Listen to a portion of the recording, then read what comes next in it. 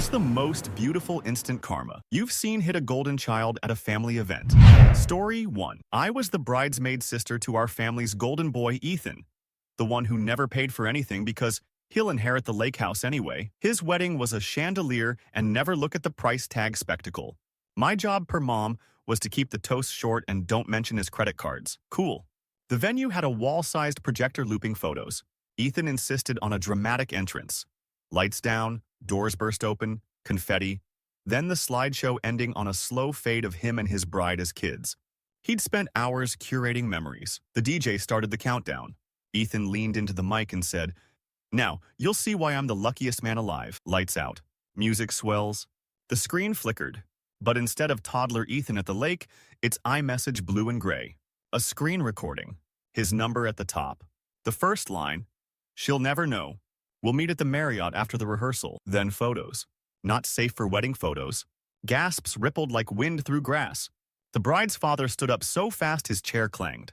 The DJ scrambled, but whoever cued it had stitched it into the looping deck. Every 10 seconds, another damning receipt, another timestamp, one from the cake tasting, another from his bachelor party night, then one literally from that morning. Ethan lunged for the AV table. He yanked the HDMI. The screen froze on a selfie of him kissing someone who wasn't his wife in a hotel mirror. The bride didn't cry. She tracked him with this narrow, surgical calm. "Is it real?" she asked, not moving. He sputtered, "Babe, deepfakes." And then the photographer, who had been hired by the bride's mother, raised her hand and said, "It's a screen recording from your iCloud. You gave me your login last week for the slideshow." Silence. The officiant closed his book. The bride lifted her bouquet, set it down on a table, and turned to the room. "Reception's still on," she said. "I paid. Eat everything." Then she looked at Ethan's mother. "Remember the prenup you made me sign? The infidelity clause?" "Thank you." Later, when the caterers boxed up the uneaten cake, Mom whispered to me, wild-eyed, "She'll still forgive him. She has to." Over her shoulder, the bride's father shook hands with an attorney. The instant karma wasn't just the public humiliation.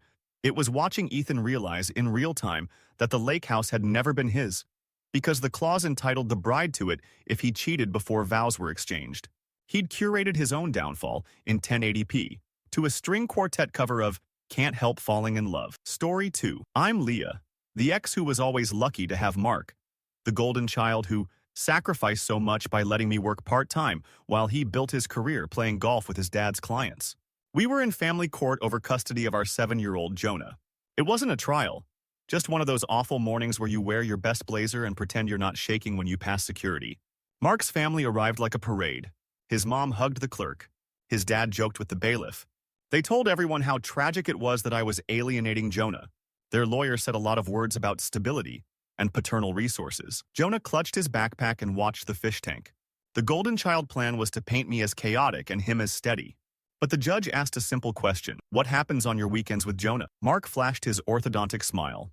"We do father-son stuff. Museums, hikes, volunteers at church." Then the court-appointed advocate said, carefully, "There's also the matter of the TikToks." Apparently, while hiking, Mark filmed Jonah crying after falling and posted it with a caption about toughening him up. He'd turned our kid into a content pillar. The videos were full of comments. "Bro, let him rest." And "Why is he barefoot?" Mark's attorney tried to wave it off. Contextless snippets. The advocate opened an iPad and hit play on a clip dated last Saturday. In it, Mark tells Jonah to stop acting like a baby and smile for the brand deal. "The brand? A protein powder." Mark sputtered. "I took that down." The judge nodded. "Yes, after it had 600,000 views." He glanced at Jonah. "Young man, would you like to say anything?" Jonah squeezed my hand and shook his head, then whispered, "Can I show you something?" He pulled a folded paper from his backpack. It was a printed screenshot of a comment Mark had left on one of his own videos from a burner account. "This mom seems lazy. Dad is doing great." The username matched an email subpoenaed the week prior.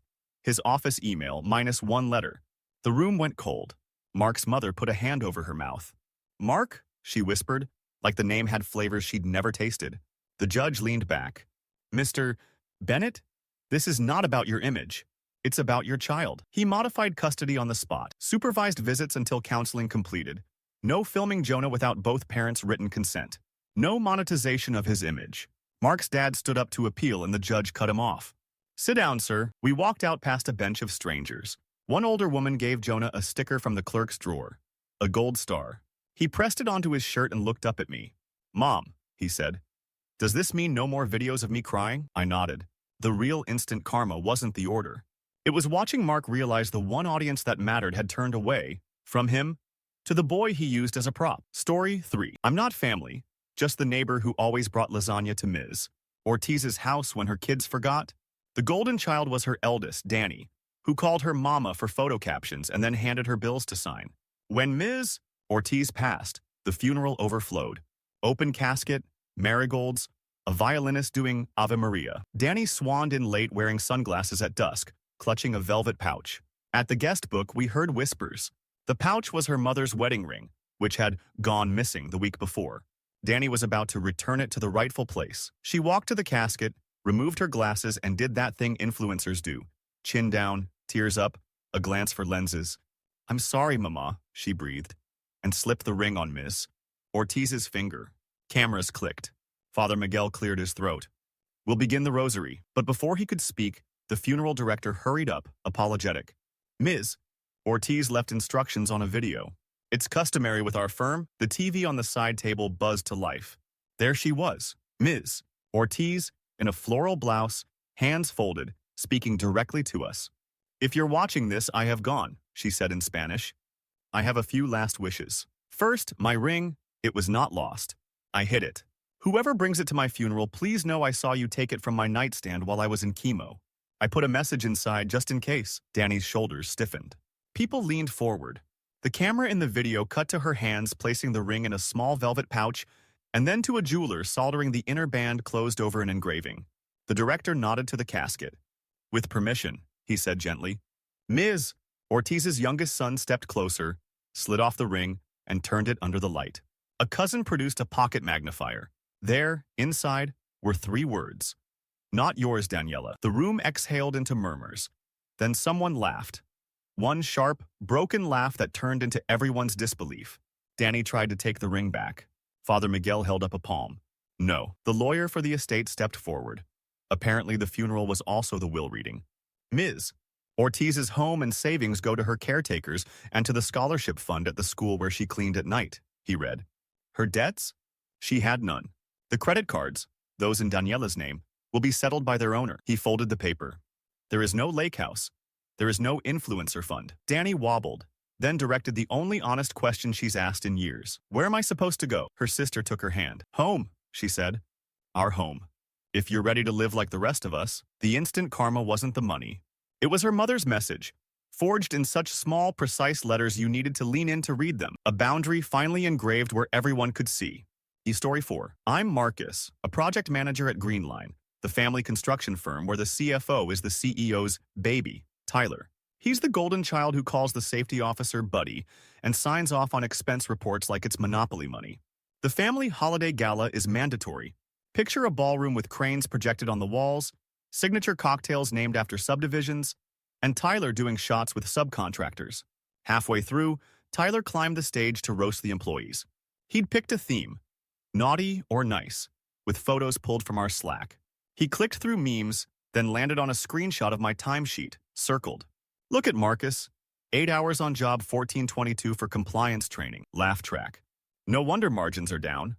Everyone stared at their shoes. That training was court-ordered after an OSHA incident on Tyler's site. I kept my face still. Tyler grinned, swayed, and clicked again. The projector threw up an Excel sheet labeled Management Bonus Adjustments, Names, Numbers. My stomach dropped. He'd airplayed his desktop. An unread email notification stacked over the sheet. Urgent. External audit. Preliminary findings. Our controller sprinted to the AV cart. Too late. Tyler, drunk and fearless, opened the email on the big screen. A tidy list appeared. Unsubstantiated expenses, CFO, vendor overlap, CFO's LLC and Greenline, deferred payroll taxes, penalties accruing. The room went tomb quiet. Then the audit firm's rep, invited by the board sitting dead center, stood and said, "Since this is open, we may as well finish. Mr. Rutledge, we found your LLC invoiced Greenline for consulting at a 40% premium. And those payroll tax deferrals? You executed them without board approval." Tyler laughed thinly. "Guys, this is a witch hunt. The rep gestured at the projector.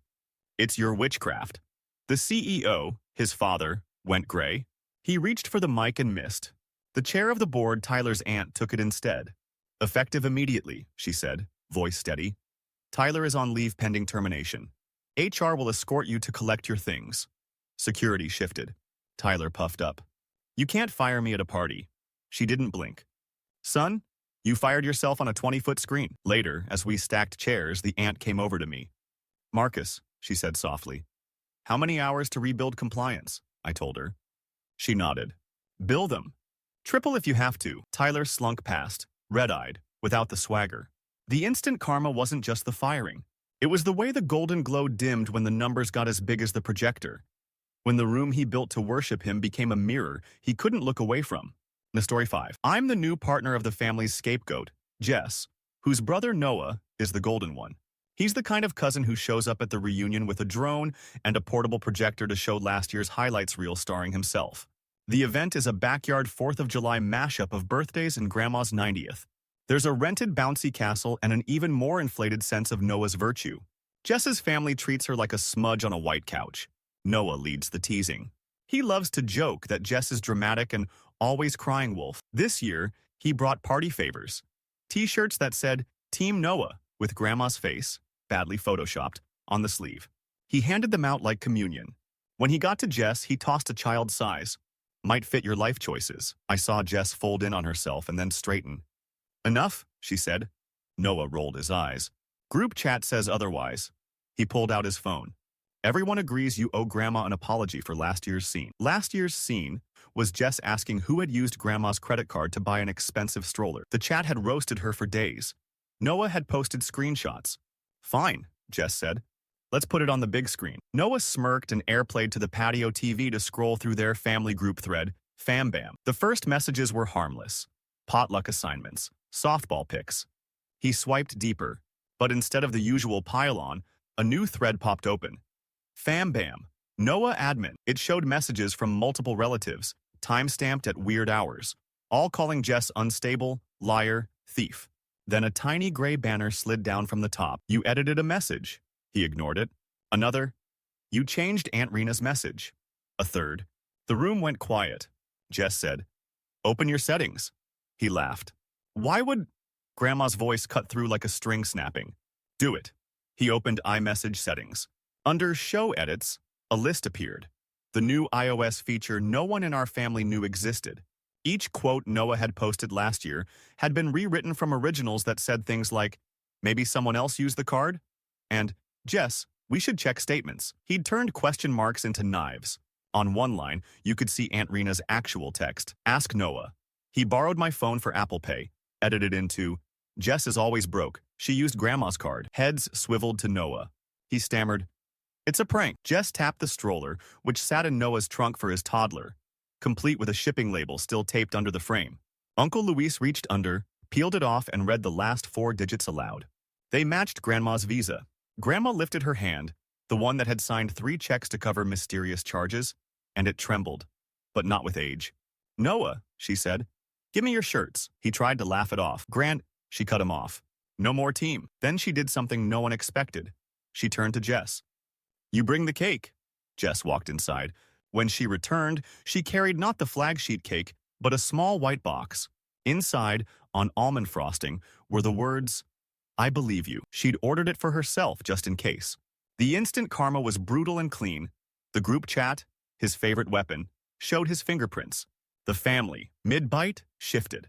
Little cousins threw Team Noah shirts back in the bag. Grandma took Jess's hand and raised it like a referee.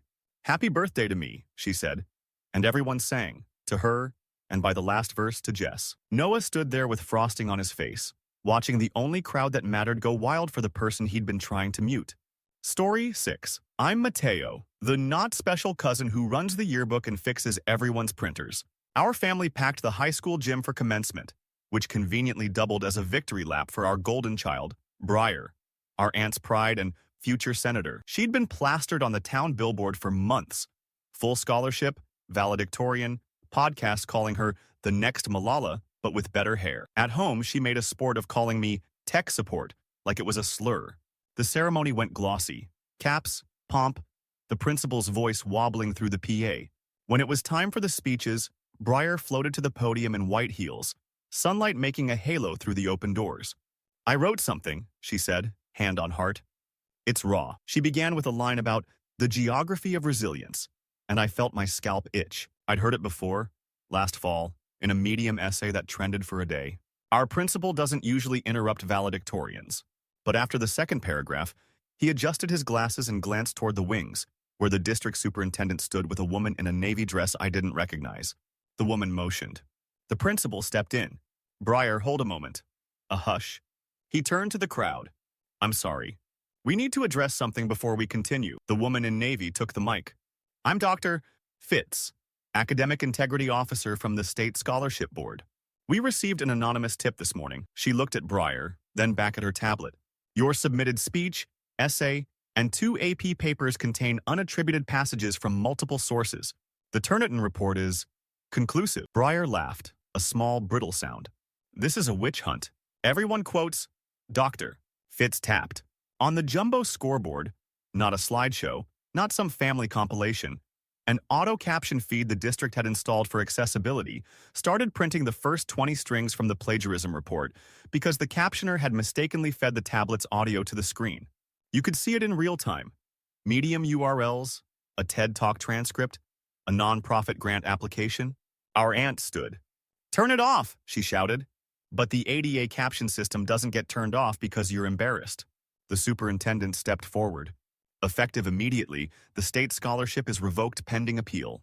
The valedictory address will be delivered by the salutatorian." The gym inhaled. The salutatorian was my little sister, Anna, who had spent senior year pulling double shifts at the grocery store and crying at our kitchen table over calculus. She walked to the stage in flat shoes and a thrifted dress. Breyer hissed, "If you do this, you'll never eat at our house again," like a queen exiling a peasant. Anna took the mic, paper shaking. "I didn't plan to speak today," she said softly. "So I'll say what I tell customers when they ask where the good peaches are. Look lower. The ripest are under the ones everyone sees." There was a staggered laugh, a breaking wave of applause. After, families swarmed the floor. Our aunt grabbed the principal's sleeve, bargaining. In the corner, our abuela pressed a medal into Anna's palm, her own from a literacy program she'd finished at 58. "For words you wrote yourself," she said. The instant karma wasn't just the scholarship evaporating under fluorescent lights. It was the way the microphone fit Anna's hand, like it had been waiting for her, and how the crowd realized they'd been clapping for the wrong girl all year. Story 7. I'm the doula hired for what was pitched as a high-ritual, low-drama baby shower. The family's golden child, Sloane, curated the whole thing in a rented botanical conservatory. Harpist, mocktails with gold leaf, a table for guests to write letters to baby. She'd spent months posting about IVF shots and brutal finances. Her parents threw the shower like a wedding. Place cards, favors shaped like tiny bassinets. Her older sister Harper, the quiet EMT, sat near the ferns, visibly uncomfortable. Every speech circled Sloane's sacrifice. Her dad choked up describing the second mortgage for Our Miracle. Sloane, hand on bump, soaked it in. She'd made a production of standing to receive each gift, reading the card like an Oscar winner. When Harper's turn came, she brought a small box wrapped in brown paper. Sloane smirked.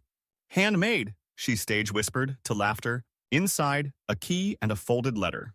Sloane blinked. "What is this?" Harper answered, voice steady. "It's the key to my one bedroom. Practical gift, so you can visit." Odd silence. Sloane laughed. "We'll be in our place, obviously." Harper nodded. "About that." The harp paused mid-phrase as a woman in navy scrubs approached. Mid-30s, calm, carrying a tablet. "I knew her. We'd worked together before." "I'm Lydia," she said. "I'm the surrogate." The room tilted. Sloane's mother covered her mouth. "Excuse me?" she said to her daughter. Lydia set the tablet on a chair, pulled up the contract, and slid a finger down to the line authorizing disclosure to immediate family at surrogate's discretion in case of financial non-payment. Lydia looked apologetic but firm. "You've missed 2 installments. I can't attend another event where I'm introduced as a friend from yoga while my landlord calls." The guests held their breath. Sloane went white. "You said you wanted privacy," she hissed. "You begged me, remember?" Lydia nodded. "I still do. But your dad mortgaged his house for IVF bills that aren't yours and posted a GoFundMe with my ultrasound. You blurred my name but left the clinic logo. At the edges, phones hovered, then lowered as shame finally made people human. Sloane's dad stammered. You, you're saying, I'm saying your daughter carried none of this physically, and she owes me 6 weeks' pay. Sloane's hand left her fake bump, foam under a silk dress, and fell to her side. The dress collapsed flat, audible gasps. The harpist, bless her, started playing again just to give us a sound that wasn't breathing. Harper folded her arms. Sloane told me I was selfish not to donate eggs, she said. She told me if I loved family, I'd help fix her brand. Meanwhile, she used Mom's book club fund to pay a florist. She slid another paper across the table. Bank statements. The headings were brutal. Book club dues, $0. Peony Palace, $2,400. Their mother stood like a tree, realizing it's been on fire for months. She walked to Lydia, took her hand, and led her to the card box. Take what you need, she said simply. Then she turned to Harper. Your key, please. Harper handed it over. Their mother faced the room. Shower's still on. Gifts stay. At Lydia's place, people clapped through tears. Sloane whispered, You can't do this. Her mom looked at her with a softness I didn't expect. You did this. The instant karma wasn't the exposed foam. It was the sight of that key crossing the room, away from the person who hoarded all the light and toward the woman who had done the labor in the dark. Story 8. I'm Priya, cousin to Arav, who's been the temple committee's golden peacock since he landed a defense contract and started showing up in linen kurta that never wrinkled. For Diwali, the community center unveiled a renovated langar hall. Arav had been hinting for weeks that the hall would be named after him. He leaked a mock-up of a brass plaque to WhatsApp and practiced a speech about giving back. When you eat here, you'll taste my gratitude. We packed the hall with marigolds and maroon tablecloths. The priest lit the lamps. Kids ran with sparklers in the parking lot while the aunties yelled, Distance, distance! The committee chair tapped the mic. We have a special moment, she said, draped in a peacock sari. Arav has been effusive. Polite laughter. Arav stepped forward, palms pressed, and did that humble head tilt he saves for cameras. A velvet cloth covered the wall. He reached for it, but the chair put up a hand. Before we reveal, a note from an anonymous donor. She unfolded a paper. This person asked that no name be displayed. They wrote, Feed people without asking them to clap first. A few chuckles. Arav smirked. The chair continued. They also asked that we verify all vendor relationships. The smirk twitched. She nodded to the treasurer, who looked like he hadn't slept. We reviewed invoices from Vaishali Catering. He swallowed. They were high. Arav cut in. Premium quality. The treasurer lifted another sheet. We also found Vaishali Catering is owned by an LLC that routes to your office address. Rebates from the vendor to a private account total $68,000. From temple funds, you could feel the oxygen leave. Arav put a hand to his chest. I fronted costs. The rebates were reimbursements. The committee's auditor, a retired bank manager auntie who wears sneakers with her saris, cleared her throat. Reimbursements go to the temple account, not your cousin's trust. She clicked a pen like a gavel. The chair took the cloth's corner. Here is the name. She pulled it down. Not the Arav Hall, just Langar Hall. And below, in small letters, endowed by those who cook. Then the anonymous donor stepped forward from the back. The janitor, Mrs. D'Souza, slippers squeaking. She had cleaned the temple for 15 years while saving coins in a tin. She held a rolled certificate.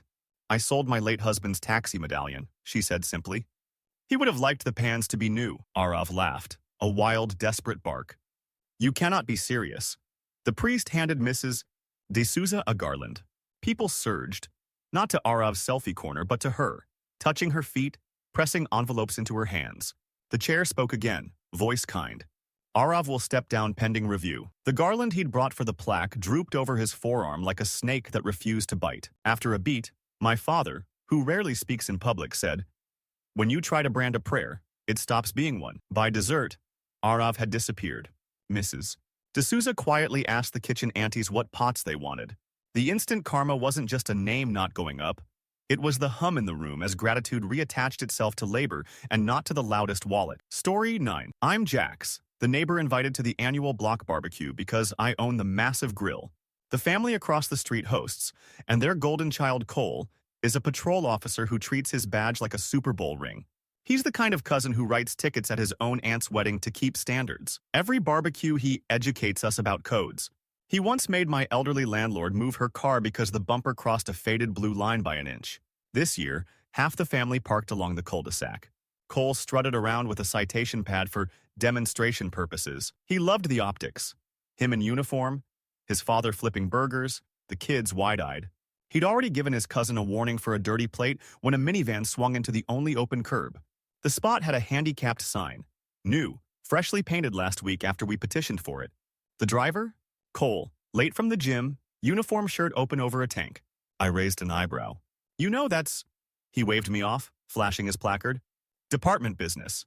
He jogged to his house, called back over his shoulder. Emergency bathroom, boys. The family laughed obediently. The police chief, new to town, there with his daughter who'd joined our softball team, watched without smiling. He walked to the van and looked at the dash. No placard. I pointed. He flashed a card. The chief, voice level, said, "That's his PBA card.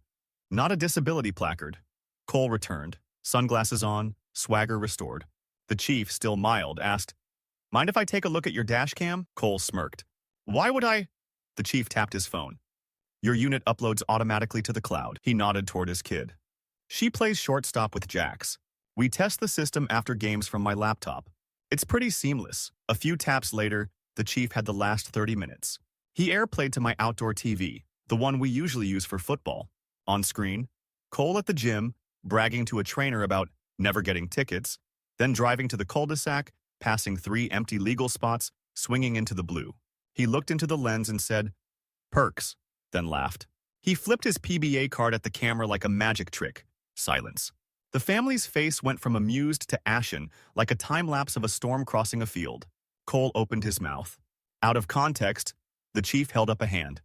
"Context is your voice." He stepped aside so the TV showed the timestamp overlay matching the fresh paint date. "Effective immediately, you're on administrative leave," he said, not unkindly. "You'll also come with me to apologize to the resident who requested this spot." The resident, my landlord, stepped out from under my shade sail, cane steady, eyes wet. She had a scrapbook of parking petitions in her lap that we'd built together. Cole's father deflated like a lawn Santa in July. He moved to hug his sister, who'd been ticketed last year by his son for parking near a hydrant at a funeral. Cole took off his sunglasses. For the first time, he looked small. "I didn't think," he said. The chief nodded. "That's the problem." He turned to the kids. "Who wants to help repaint the line?" 6 hands shot up. We dragged out the tape and a roller from my shed. The instant karma wasn't the leave paperwork. It was watching Cole hold the paint tray while a 9-year-old in a Spider-Man tee rolled bright blue over his shoe, and none of us cleaned it off. Story 10. I'm Lila, the niece whose English came late and careful. My uncle's golden child, Victor, is an immigration attorney who introduces me as the inspirational one and corrects my verbs mid-sentence. My dad took his citizenship oath last month at the Civic Center, and afterward we had a potluck in our church basement. Foil pans, sari borders on the folding tables, a speaker playing Celine Dion because my grandmother thinks she's Indian. Victor commandeered the mic like he'd paid for the cord. As the family expert, he began, "I'll explain what Dad did today." He launched into a lecture, half wrong, half self-promotion, full of my firm and my clients. He made fun of my father's accent gently enough to make it seem like love. People laughed because joy makes you generous. My dad laughed too, but he looked at his hands. Victor loved props. He pulled out a thick manila folder. "These are the forms you people always mess up. This is why you hire professionals." He winked at me. Even Lila, who's smart, nearly filed the wrong supplement. The room hummed with discomfort. My mother stared at the floor. At the back, a woman in a navy blazer, a different navy than any we'd seen, federal, closed her Tupperware and walked forward. "Hi," she said, calm. "I'm Mara from USCIS. I was invited by the pastor because many of you took your oath today." Victor's smile widened. "A perfect audience." "Welcome," he said. She nodded. "Thanks. Victor, right? We've been meaning to meet." He lit up like a marquee. "My reputation precedes me." Mara paused, then placed a white envelope on the table. "A notice of intent to fine," she said. "For your notario practice."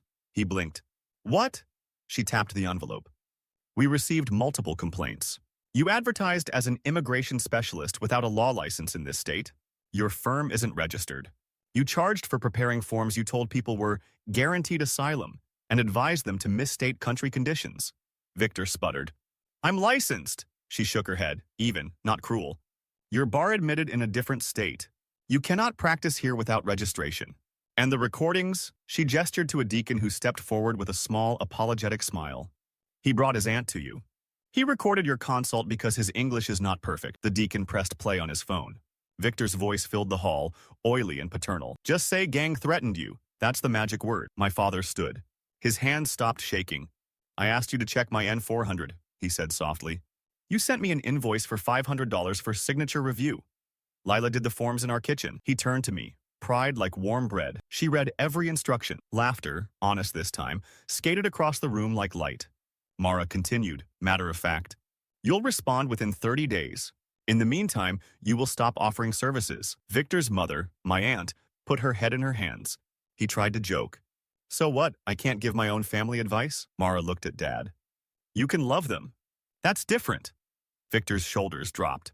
He placed the mic on the table. My grandmother, who hadn't followed every word but read every tone, got up slowly, walked to my father, and pinned a tiny paper flag to his shirt. Then she turned to me and slipped her ring, the one with a scratch that looks like a river, onto my finger. For the translator, she said in our language, the instant karma wasn't the envelope.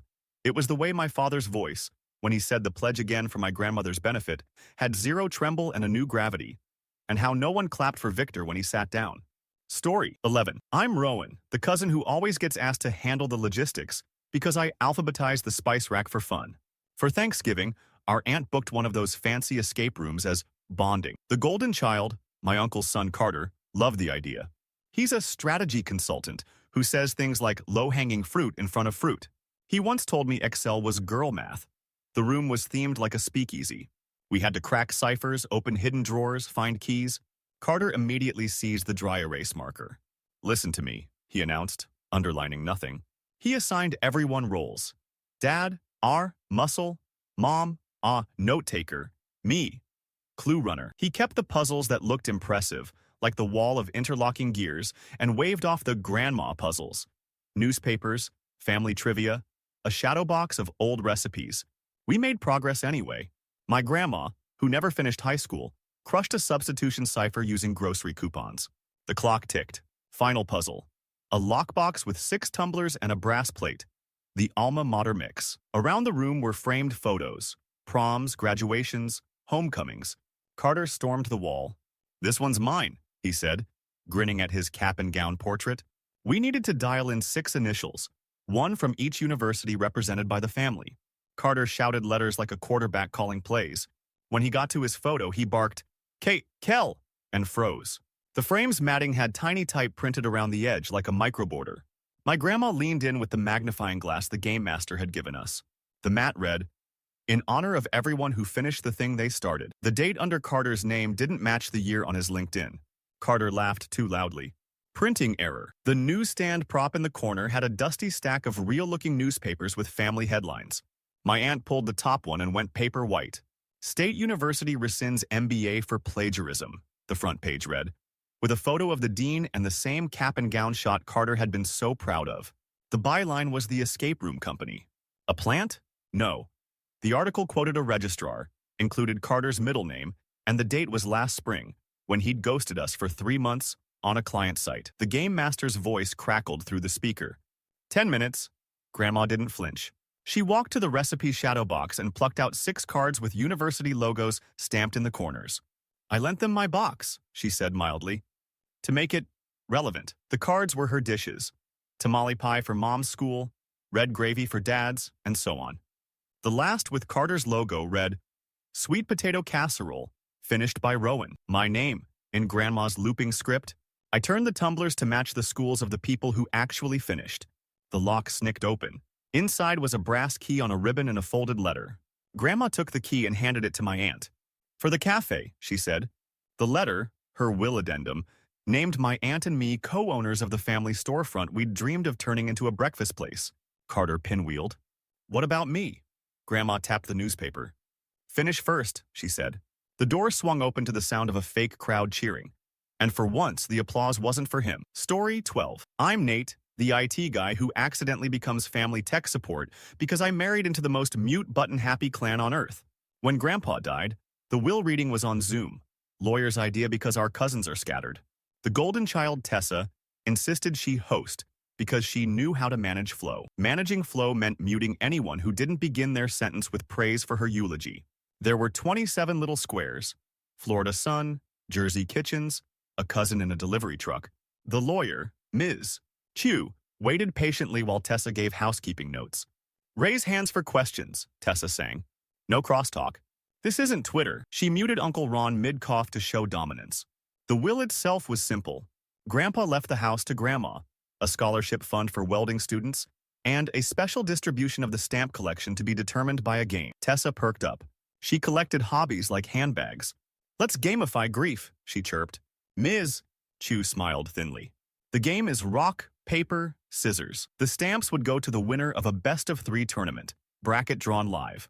Names populated on a shared whiteboard. Tessa was a 1 seed. She rolled her shoulders like a prize fighter, then complained the bracket algorithm seemed random. It was. We started. 9-year-old Maya beat 3 adults on pure chaos. Aunt Bev threw paper every time. In the semis, Tessa faced my wife Jen, who cannot bluff to save her life. She says rock, like she's confessing a crime. Tessa smirked into her ring light. This is cute. She counted them down, and Jen won 2 neo. The chat exploded with grandkids spamming emojis like pigeons. Tessa insisted the latency ruined her read. Let's redo on my count, Ms. Chu shook her head. No. Tessa muted her. On the host toolbar, we saw Tessa also disable allow participants to unmute. She muted Grandma for saying, oh, she muted Maya for giggling. Power was a warm bath. She sank into it. Ms. Chu didn't raise her voice. Ms. Host, per clause 12, if any error prevents another from being heard during the reading, their specific bequest is void. Tessa laughed. What bequest? Ms. Chu clicked share screen. A PDF filled the grid. Specific bequest. To my granddaughter Tessa, who loves attention so much she turns off microphones, I leave my vintage microphone and the rights to my radio archives, unless she tries to silence anyone today. In the corner of the screen, a tiny red dot glowed. Zoom's recording indicator. Ms. Chu continued.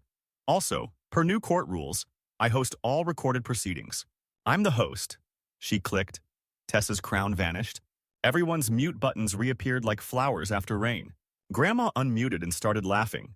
Big, breathy peals that made everyone else laugh just to breathe with her. The final was Maya versus Jen. Both threw scissors, then paper, then Maya won with rock. She squealed. Ms. Chu smiled. Maya, the stamps are yours when you're 18. Until then, your dad is custodian. Tessa tried to congratulate through clenched teeth. Grandpa's microphone, his pride, chrome and heavy, went instead to Uncle Ron, whose cough turned out to be stage fright. He lifted it, cleared his throat, and read the postscript. Tessa, darling, find a room where you can't control the volume and stay a while. For once, she did. The story 13. I'm Ava, the ex-girlfriend who still shows up because my breakup with Miguel was boring and our families live on the same street. The golden child in question is his brother Nico, a super coach for the under-12 league. At our block's summer picnic, the tournament finals are basically a second religion. Nico struts the sidelines in mirrored sunglasses, barking formations at 10-year-olds like he's Guardiola. He loves to say, winners win. This year, his team, the Meteors, blew through brackets like tissue. Parents whispered they looked big. Growth spurts, Nico said, grinning. The final was Meteors versus Fireflies, a scrappy team coached by a dad with grass stains on his knees. Half the neighborhood brought coolers. I manned the snow cone table. Mid-first half, a Fireflies kid went down. Parents gasped. The ref called a timeout. Nico complained about theatrics. The injured kid was fine, just scared. But while everyone fussed, Mr. Patel, the quiet dad who flies drones for work, sent his quadcopter up to get cute crowd shots for the end-of-summer video. The drone's feed beamed to the park's new picnic pavilion TV, donated, incidentally, by Nico for community engagement. Mr. Patel zoomed for a panorama. He caught the Meteor's bench, then lingered. On the screen, we saw a duffel bag open, jerseys inside with 2 sets of numbers. A longer zoom picked up birth certificates, photocopied, edges frayed, tucked in the side pocket. 2 names per player. A pattern emerged. Tournament day aliases that shaved a year off ages. Someone snorted. Winners win, huh? Nico laughed, all teeth. Props, he said. We do theater. But the league commissioner, present with a clipboard and sunburn, had heard 3 rumors this spring. Nico, she called. Roster cards. He sauntered over, confident. She matched photos on her clipboard to the drone freeze frames and went still. This kid is registered twice, she said, pointing. And this one played for the Strikers last week under a different name. Nico shrugged. Clerical. The commissioner turned to Mr. Patel. Do you have the past 5 minutes recorded? He nodded. It autosaves. She radioed the head ref. 2 whistles blew. The pavilion crowd hushed as the ref jogged to center field. Forfeiture, he announced. Meteors disqualified. A chorus of boos rose from the adults wearing Nico's team shirts. The kids just looked confused. Nico exploded. You can't do this to them. The commissioner didn't flinch. I'm not. You did. She turned to the Fireflies coach. You win by forfeit. But if you'd like, you can play a friendly. He looked at his kids, scrawny knees, mismatched socks, and then at the Meteors, girls and boys blinking, shoulders slumped. He nodded. Mix the teams. We peeled numbers off jerseys. We cut snow cones in half and handed them to kids who'd been on opposite sides 10 minutes ago. Mr. Patel landed his drone and put it on the grass, and somebody's toddler patted it like a dog. Nico tried to rally his parents for a protest, but nobody moved. His own captain asked, Can I go play with them? The instant karma wasn't the DQ. It was when the game restarted with no scoreboards, and Nico finally had nothing to coach for. Only kids to apologize to, and none of them wanted to stand near his bench. The story 14. I'm Saffron. Yes, really. The food stylist hired for a live morning show segment where a local chef would promote her family cookbook. The golden child was Callie, the sister who left for the city and came back with a ring light. The cookbook had their mother's face on the cover, but by Callie Hart in big letters. Her older brother Theo, the one who actually ran the diner, was thanked in the acknowledgments between a PR firm and a dog. The set was cheerful chaos. Fake sun streaming through fake windows, hosts in jewel tones, my table loaded with prepped casseroles that would magically come out of the oven done. Callie was late, sweeping in with a camera crew for her vlog, calling the producer Sweetie. Theo stood just off camera in a clean apron because he can't watch a stove without wanting to adjust the flame.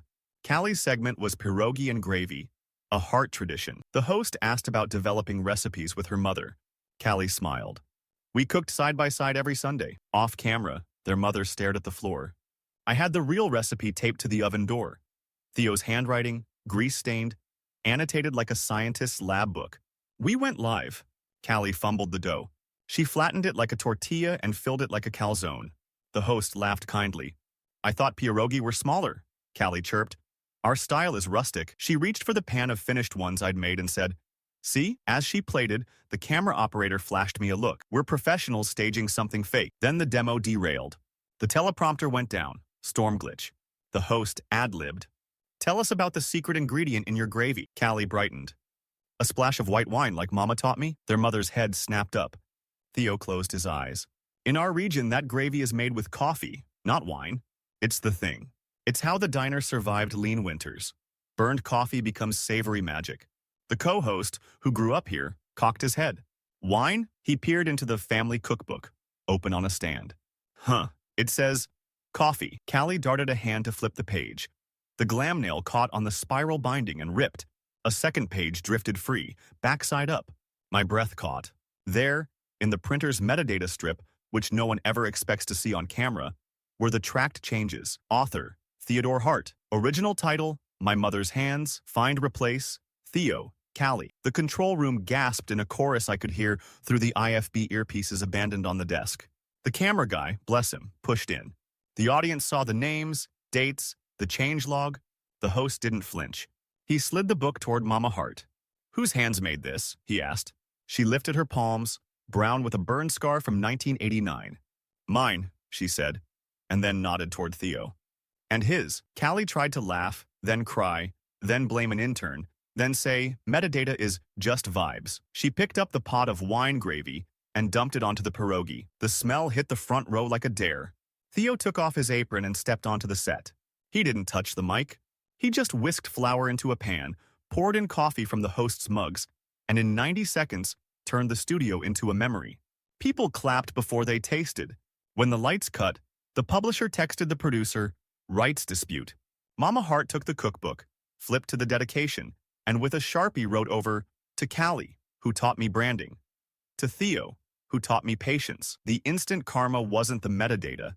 It was the way the town lined up outside the diner at lunch, and Callie filmed the line like it was hers until her own camera crew turned it on her and asked softly, So who wrote the book? Story 15. I'm Hector, the captain of a riverboat that hosts parties because the banquet hall closed during renovations. This one was a golden child's coronation disguised as a retirement party for his father. The golden boy, Damien, had planned every minute. Drone shots over the water, a toast about succession, a slow-motion montage of him shaking hands with his father's clients. He wore linen and called me skipper like we were in a movie. We eased off the dock at sunset. The band played standards. The shrimp tower sweated. Damien's father, Mr. Alvarez, sat near the rail with a paper cone of peanuts, looking at the current like it owed him nothing and gave him everything. Damien practiced his speech near the bow, holding a whiskey the way ads hold perfume. Halfway through, we reached the lock. It's routine. You slip in, the water drops, the gates open. Tonight, the lockmaster waved us in, then stopped us. He shouted across the water, "Hold!" The downstream gate didn't open. A second skiff approached fast. Harbor police. Passengers drifted to the rail like iron filings to a magnet. 2 officers boarded. "Routine inspection," they said. But they went straight to the bar where Damien had staged his pyramid of branded favor boxes, little blue parcels with his initials in gold. He'd been handing them out like candy. I'd peeked earlier. They were money clips engraved with his company name. The officer picked one up with a gloved hand. "Sir, did you pay for these with company funds?" Damien laughed. "It's my company." The officer nodded toward Mr. Alvarez, whose peanuts paused midair. "Actually, as of last quarter, it's his. We received a complaint. Unpaid payroll taxes, diverted pension contributions." There was a rustle, a bird taking off inside a room. Damien went glassy, then loud. "This is a spectacle," he boomed, gesturing grandly at the band as if they could soundtrack an investigation away. The lockmaster called down from the control room. "Boat will hold a bit, Cap." We were a floating theater with the curtains stuck. The officers asked for Damien's ID. He produced a money clip with a black card and flicked it. One officer didn't look. He looked at Mr. Alvarez. "Sir, do you want to say anything?" he asked. The old man stood slowly. "I thought a river would carry the boat," he said softly. "Turns out it carries what's heavy, too." He reached into his jacket and pulled out an envelope, brown, creased. He opened it, took out a single sheet, and walked to the mic Damien had erected for his coronation. "I was going to say thank you and sit down," he said. "But I'll read this instead." It was a letter he'd filed that morning transferring ownership of the company to an employee trust. Secretaries, line workers, drivers, everyone who had stayed through bad winters. The trust would vote on leadership after an audit. Damien's name was nowhere. A hush took weight. Damien's mother cried with her whole body. The band leader put down his trumpet. On the other side of the rail, the lock gates groaned and finally opened. Water rushed. The boat dipped, then rose. The officers, satisfied, tucked their notepads away. One of them, a woman with braid marks on her cheek, looked at Mr. Alvarez and said, "You want to file the formal complaint now?" He nodded. "I do." We cleared the lock into open water. The drone Damien had hired zipped above, confused by the delay, catching a shot of him standing at a microphone that wasn't his anymore. Mr. Alvarez folded the brown envelope and tucked it into his shirt pocket like a saint card. He sat back down and finished his peanuts. The instant karma wasn't the badge on the deck. It was the current itself, carrying us forward without him at the wheel, while the people he'd forgotten waved to the bank where the factory lights looked, for once, like stars.